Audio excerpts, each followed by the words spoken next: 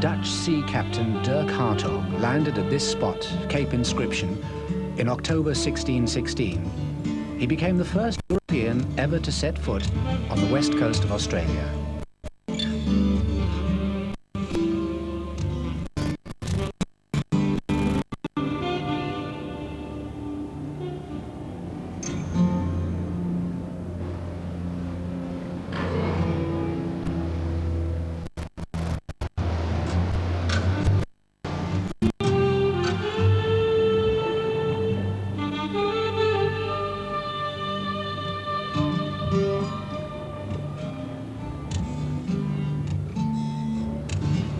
Hartog may well have been greeted by migrating humpback whales.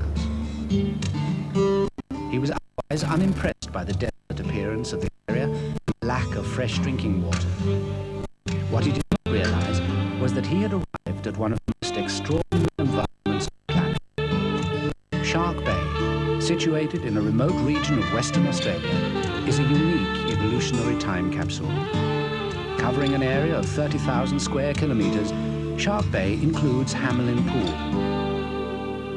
Due to the extensive sandbars of the Foray Sill, created by the skeletons of billions of marine organisms, the waters of Hamelin Pool are twice as salty as normal seawater.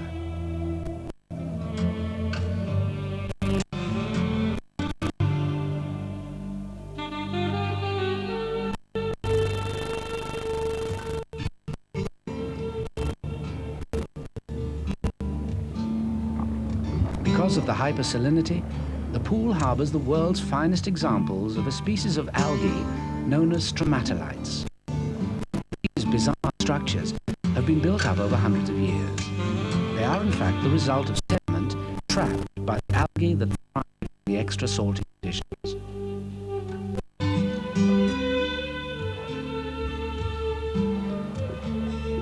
Stromatolites closely resemble the earliest fossils known, dating back more than 3,000 million years.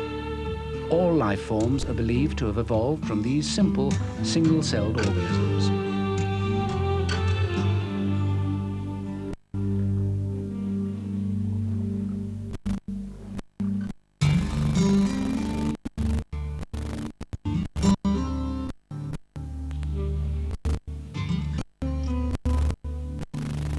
Above the stromatolites exist with another feature caused by the hypersalinity environment. Beaches made up entirely of coquina shells.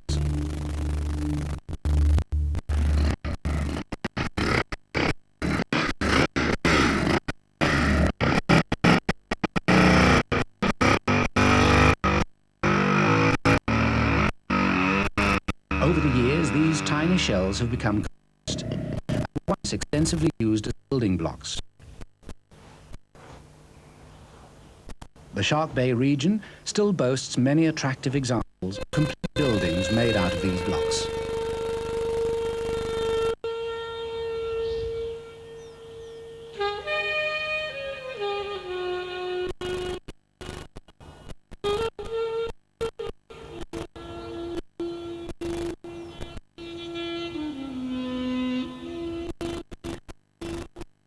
This sculpture was fashioned out of the largest single shell block in existence. The theme reflects Shark Bay's major attraction, the world-famous dolphins of Monkey Mia. Inspecting the shell block carving is Alice Ninny Watts, credited with having started the amazing interaction between humans and wild dolphins, or porpoises, as she sometimes prefers to call them, that so intrigues the general public.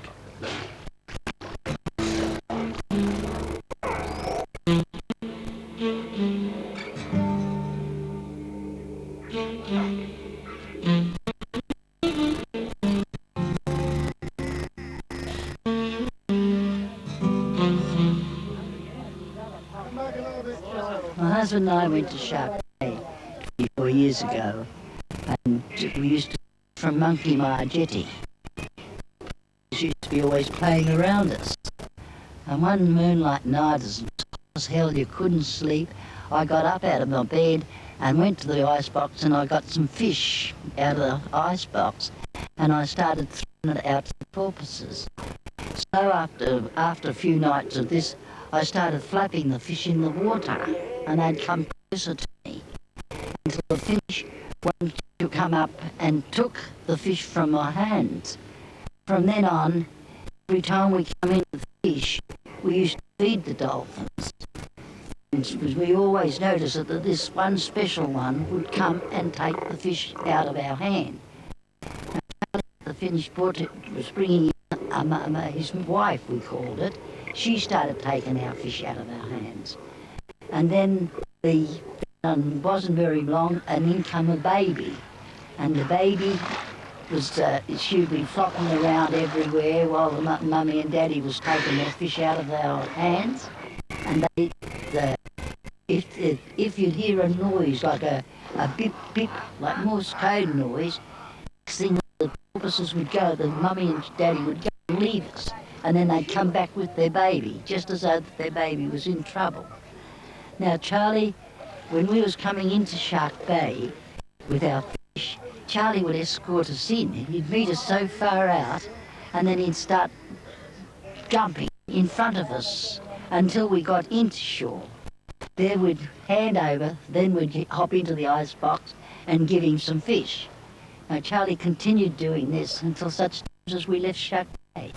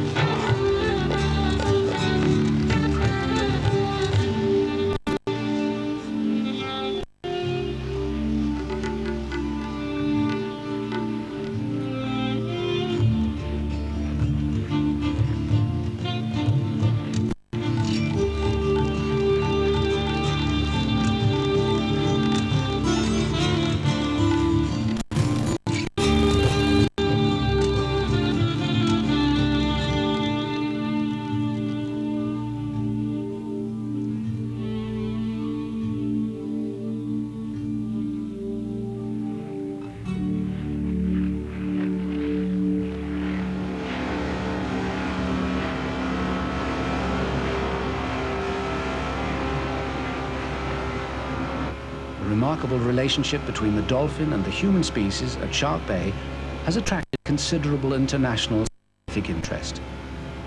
We first heard about the Monkey Mia dolphins in 1981. We were undergraduates at the University of California at Santa Cruz. We came out in 1982 on basically a shoestring budget, camped in small tents down the beach there. At that time we didn't have boats. We just watched the dolphins from the beach. And we learned a lot. People who study dolphins had always had difficulty seeing details of dolphins' behavior and social lives because of the amount of time they spend in the water and the difficulty in remaining close to them at sea. What we found here is we could watch wild dolphins at close range and see intimate details of their social lives. When we came back a few years later, we discovered an added bonus. That in fact, the 60 or 70 dolphins that inhabit the area and the surrounding waters of Monkey Mia were also surprisingly tame. We think this is because of their association with the dolphins that come in and take fish at Monkey Mia. And that's really made the project, because we can watch the tame dolphins inshore and their detailed social interactions, then go offshore and watch them interact with the larger school of dolphins out in sea. Watching dolphins takes an immense amount of concentration because they're forever going in and out of your sight as they surface and go back down. They're also very active creatures, and when they're feeding they can be blasting along the bay or very excitedly socializing, and they move very fast. So a 10-hour a day watching dolphins is like 20 hours of doing anything else. We can also listen to the sounds the dolphins make underwater. Dolphins are extremely vocal creatures, and they make an incredible repertoire of sounds. We listen through hydrophones, both inshore and offshore in the boats. We can dangle a hydrophone off the boat and listen to what the dolphins are saying as they're socializing, and also the tame dolphins that come inshore. The situation in Monkey Mia is presently unique. There's just no other place in the world where a group of dolphins comes into a shallow water like this every day and interacts with people, takes fish from them, can be petted by the people, and even plays seaweed games.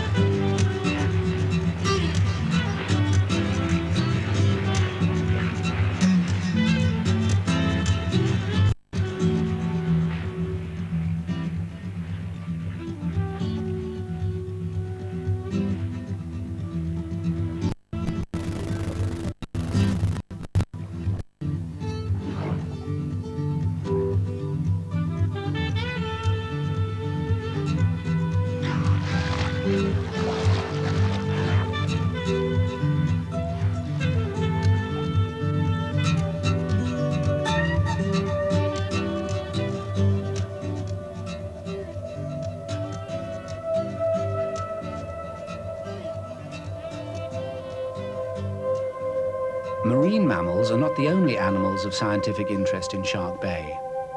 Up here at the northern end of the bay, on Bernier and Doré Islands, live some of the most rare and endangered terrestrial mammals of Australia. Here, a group of researchers are attempting to catch and study some of these elusive creatures.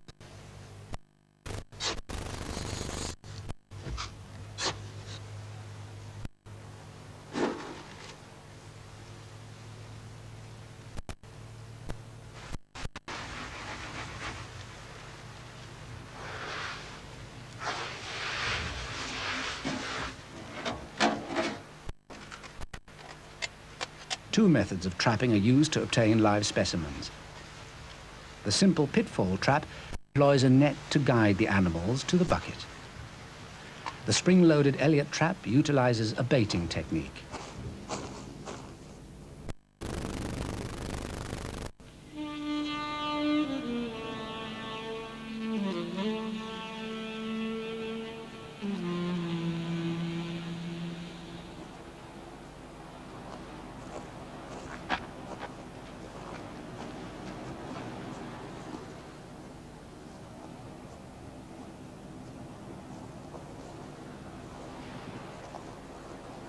Night spotting reveals the first animal, a small nocturnal member of the kangaroo family.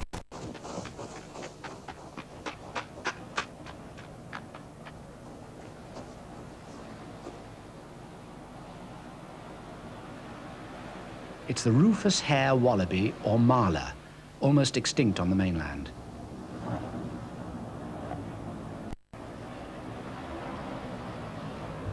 After a brief study, the shy animal, dazed by the lights, is momentarily reluctant to leave.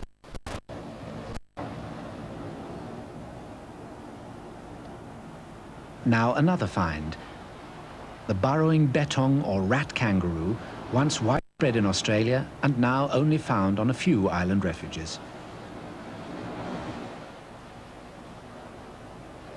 Introduced foxes and cats are believed responsible for their virtual disappearance.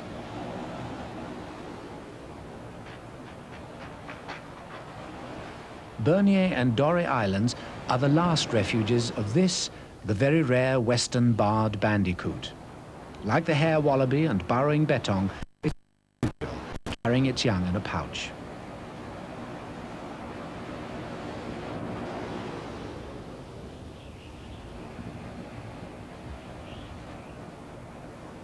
The main purpose of the researchers, however, is to find not a marsupial, but Australia's rarest central mammal, now restricted to this one island. It's called the Shark Bay mouse, and is so rare that little is known about it.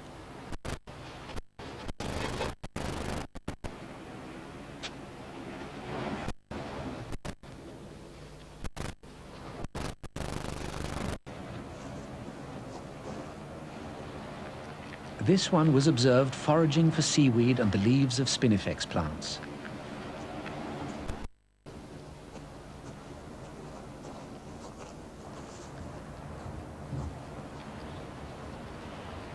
Very wary of open air, it moves around in networks of runways that it establishes under low vegetation, one reason why it has never been filmed before.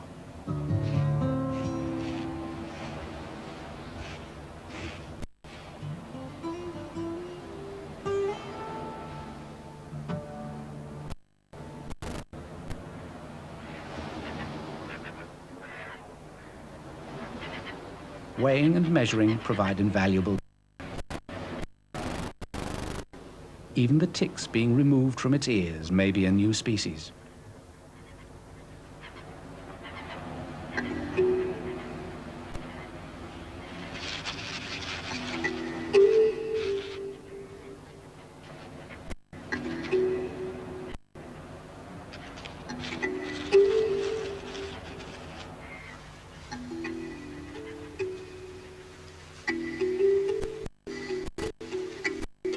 The Shark Bay area includes some of the most spectacular wildflowers anywhere.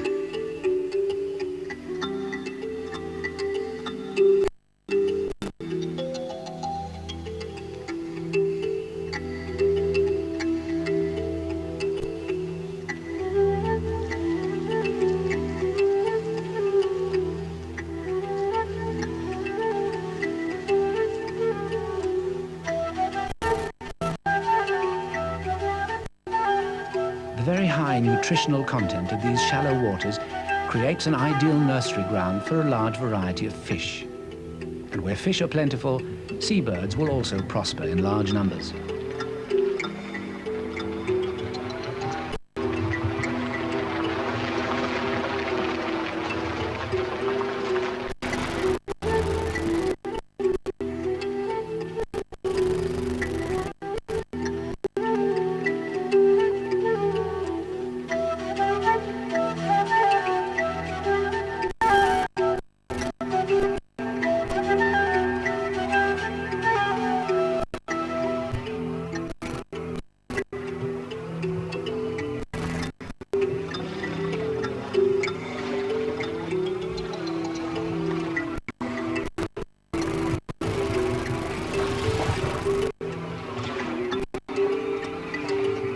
To digest their meals and dry off their feathers, the seabirds congregate on one of the many sandbars that are a feature of the Shark Bay region.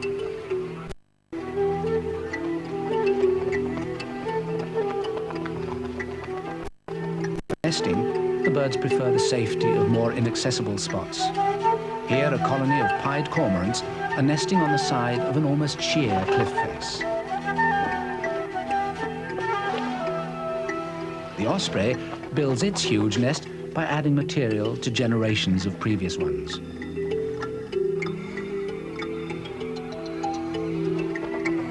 The world's largest pelican, the Australian pelican, is abundant here. Even the pelican's huge appetite is easily satisfied. Underwater, one can see why.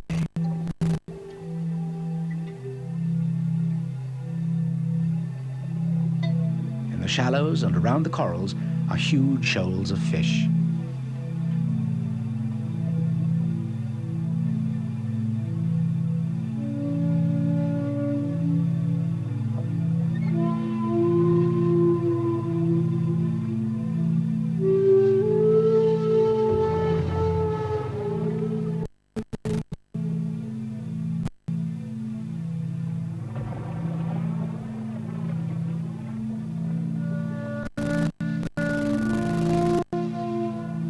Rays are common, and of course the sharks that give the bay its name.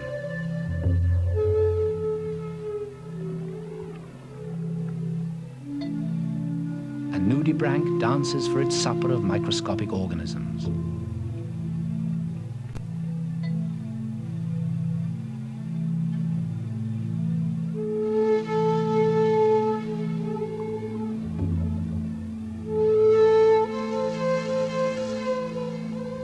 It's a wonderland of strange and beautiful shapes and creatures.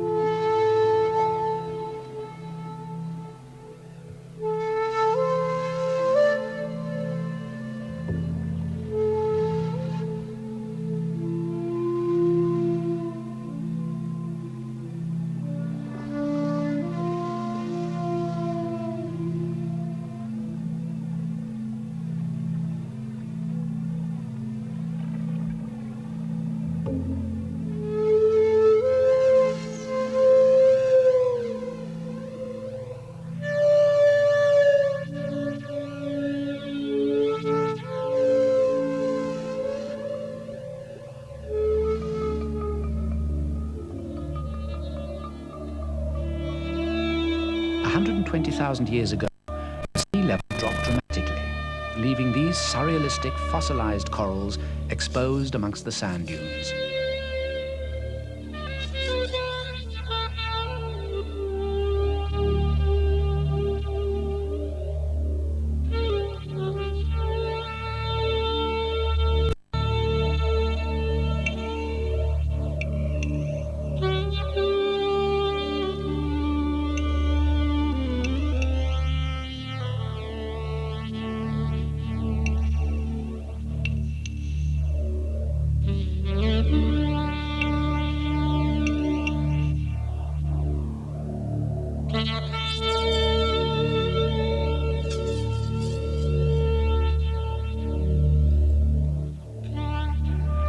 Shark Bay is an extremely arid region, reaching temperatures well in excess of 40 degrees Celsius or over 100 degrees Fahrenheit.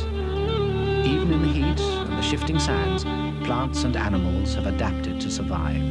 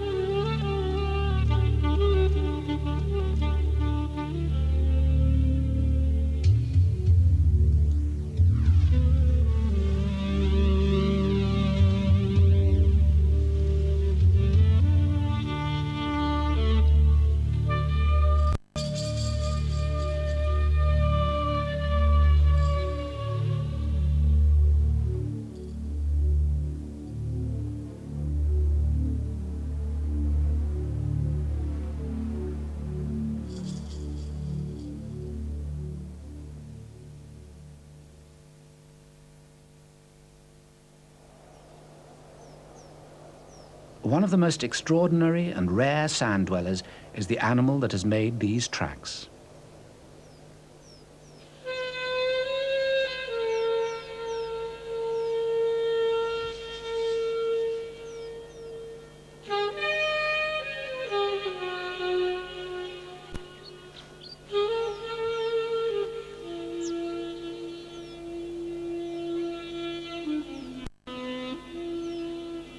Here it is, the amazing burrowing sandhill frog.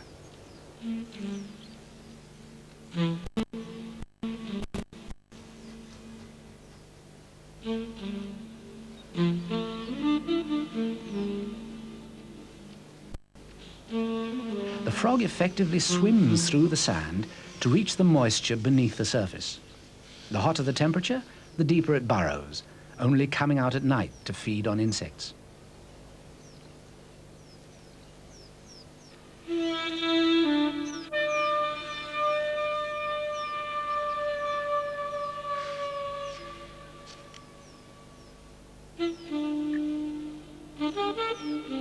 One of the unusual features of the sandhill frog is that it lays its eggs out of water, and the tadpole stage is completed within the egg.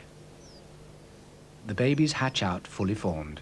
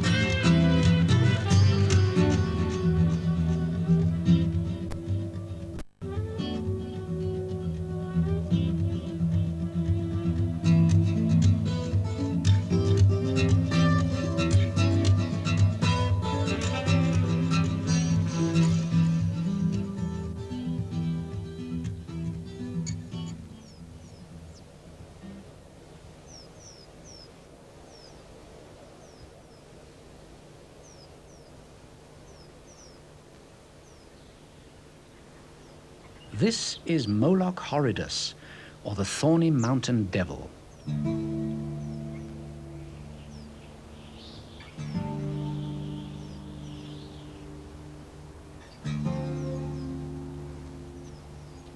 Moloch's frightening appearance may deter predators, but the spines are primarily used to trap moisture, which is then absorbed through the skin.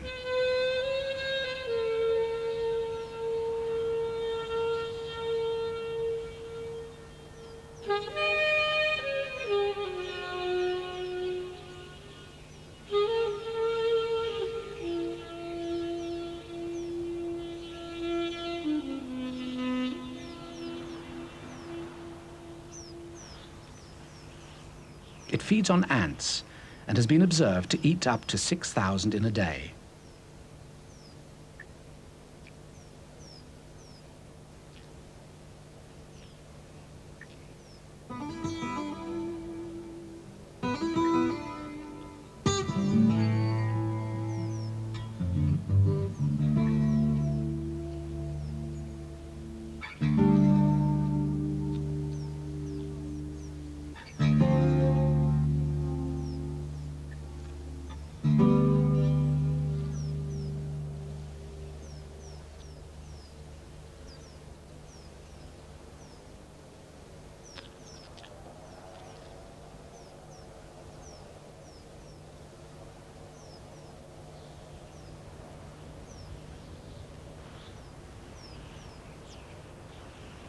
Other grotesque-looking insects, such as this rhinoceros beetle and the hawkmoth caterpillar, share the environment and also provide food for nesting birds.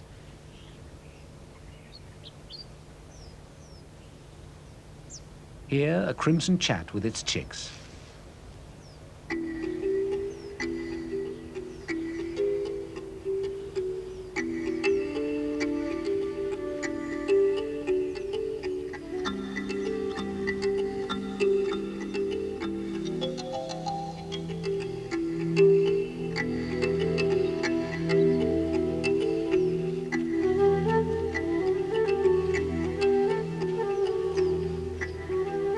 After it does rain here, the insect life increases dramatically, as does that of its predators.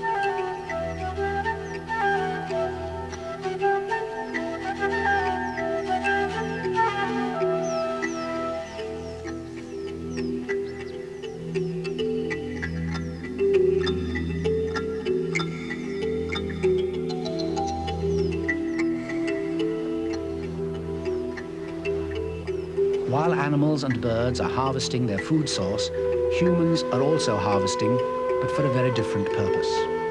The rich waters of Shark Bay are ideal for the pearl shell.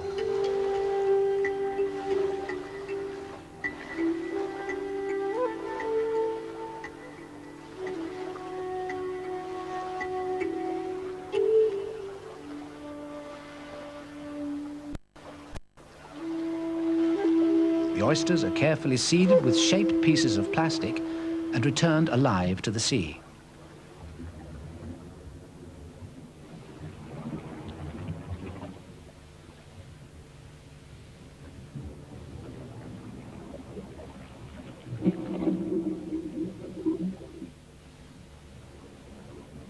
After 12 to 18 months, the shells are recovered by divers.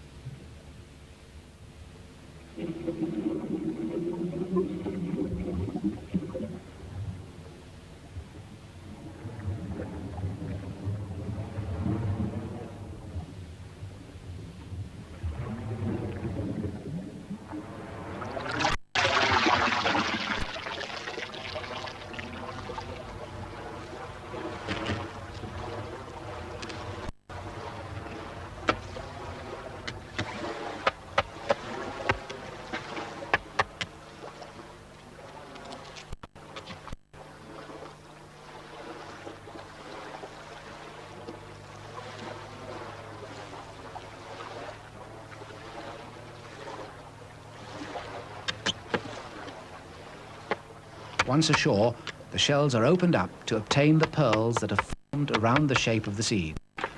These will be exported around the world.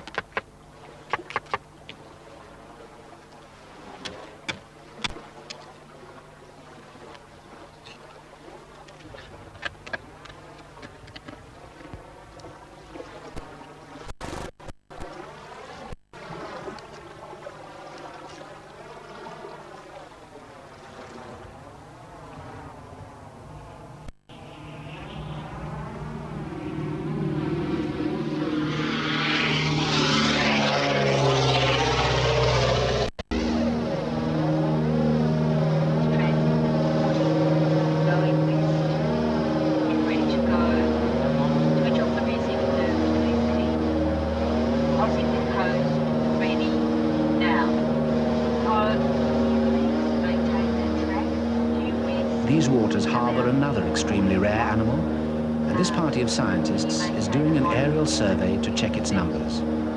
I think we need to go a little bit further to the port, so set the line up exactly.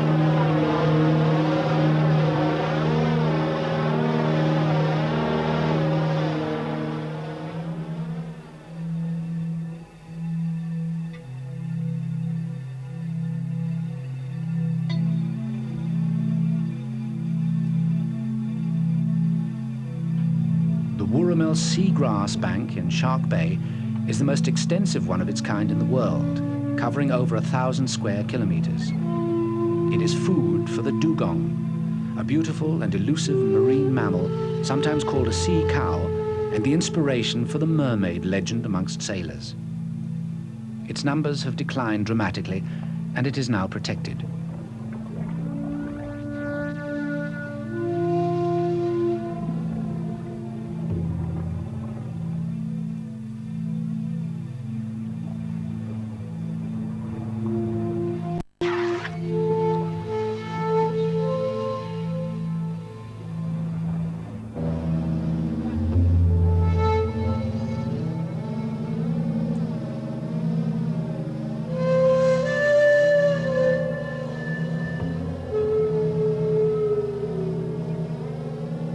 The scientists are monitoring the population as part of research designed to preserve the species, as well as to find out more about it.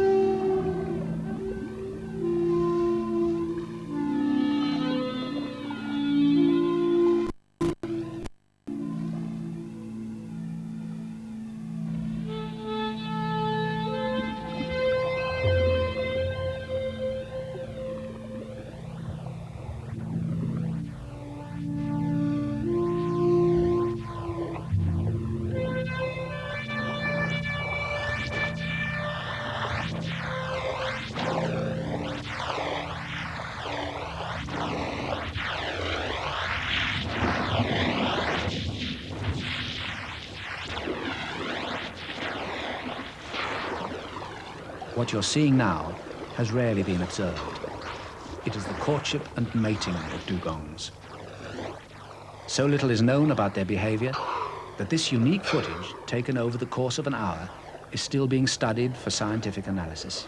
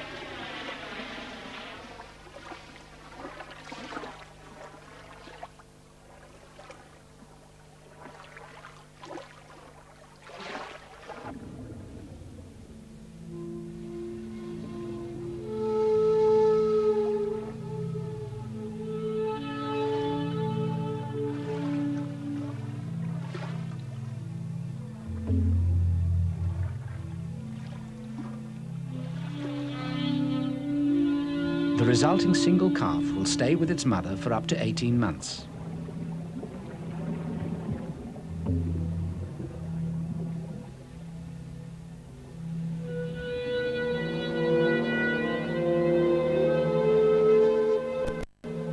Happily, the aerial survey indicates that dugong numbers are gradually increasing in this special environment.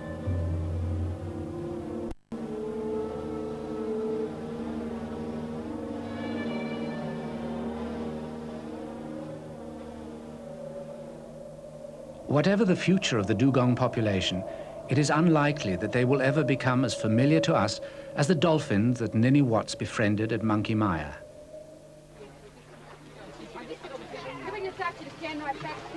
When we went to Monkey Mia, there was very few people there. Just odd people coming out, very quiet. You'd come in and you wouldn't see a soul around the beaches. Charlie used to come in and I'd slap the back of the boat, side of the boat, and he'd come up and he'd take the fish out of anyone's hands. But after I'd taught him, he'd take the fish out of anyone's hands. Now, anyone that come along used to come to me and ask me to give them some fish to feed Charlie with. It cost me a fortune and fish to feed a dolphin with. And then then I started training Charlie to go ashore. I used to get over and splash the fish on the shore, and he'd come in. At the finish, he'd come in a little bit at a time. After a while, Charlie come ashore and took the fish from us. I had to right away then and get Charlie protected. I wrote to an inspector called Sammy Bowler. He got the porpoises protected at Shark Bay. Anyone come out were cruel. They'd seem to think that those porpoises was frightening their fish away from them.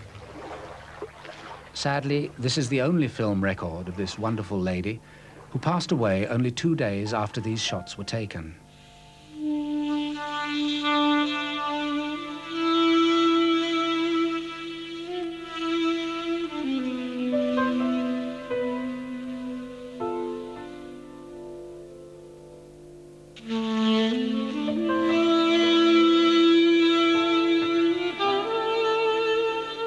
Ninny's legacy to the world is preserved for us all to appreciate.